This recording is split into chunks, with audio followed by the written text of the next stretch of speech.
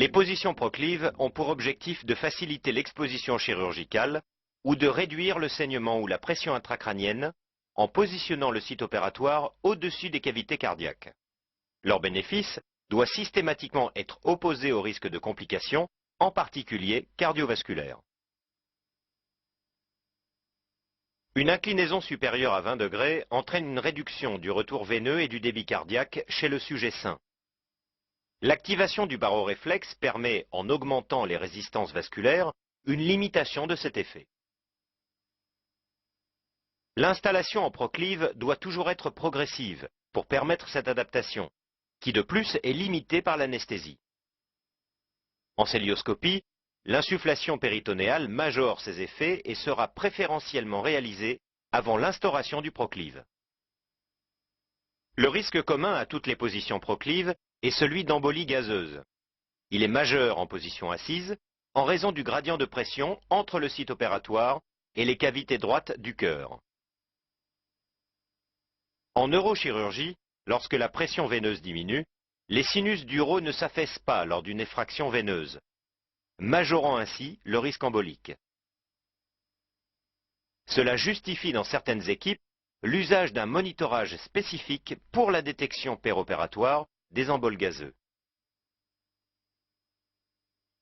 Sur le plan ventilatoire, l'augmentation de la capacité vitale et la capacité résiduelle fonctionnelle est contrebalancée par une majoration de l'hétérogénéité des rapports ventilation-perfusion, en particulier au niveau des sommets pulmonaires, qui sont moins bien perfusés. Cette modification n'est réellement importante qu'en position assise, où une augmentation de la fraction inspirée d'oxygène est parfois requise pour prévenir l'hypoxémie.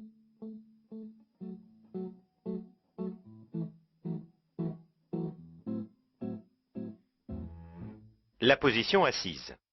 Le patient est installé en décubitus dorsal. Une protection des points d'appui est réalisée, notamment au niveau des fesses, où l'utilisation de gel de protection ou d'un coussin adapté permet de limiter la pression qui va s'exercer sur les ischions et le nerf sciatique.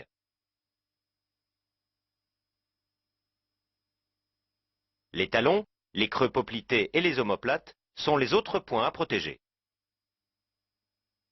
Une contention élastique au niveau des membres inférieurs limitera la séquestration veineuse des clives, mais ne doit pas favoriser l'apparition d'une ischémie chez le sujet à risque.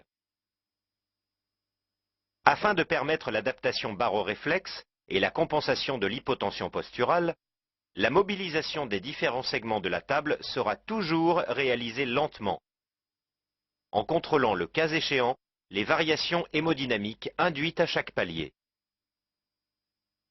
L'utilisation d'un monitorage invasif de la pression artérielle est recommandée. La table est cassée au niveau des hanches afin de redresser le dos et fléchir les cuisses. Une flexion de 30 à 45 degrés au niveau des genoux permet de conserver les jambes horizontales à hauteur du cœur. La position finale est obtenue successivement par bascule déclive de la table et redressement de la partie proximale, amenant le dos à faire un angle de 60 à 90 degrés avec l'horizontale.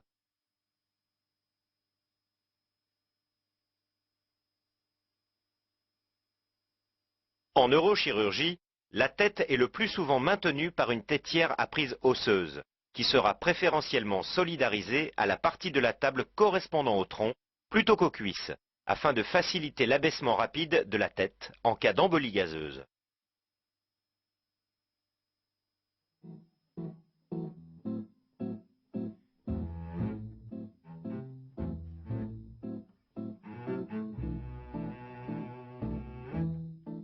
Une distance menton-sternum de 2-3 cm sera respectée pour prévenir l'apparition d'un œdème orofacial par réduction du retour veineux et lymphatique avec risque de détresse respiratoire à l'extubation, ou d'une ischémie de la moelle épinière par étirement ou compression en cas d'arthrose cervicale.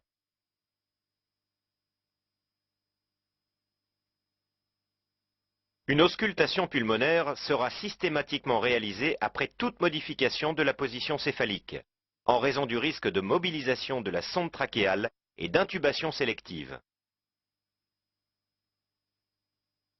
Les membres supérieurs sont positionnés sur l'abdomen, le long du corps ou sur des appuis-bras, en vérifiant l'absence de compression du nerf ulnaire.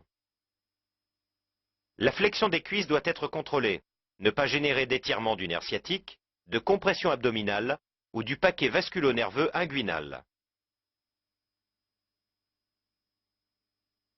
L'absence de compression du nerf fibulaire commun est vérifiée.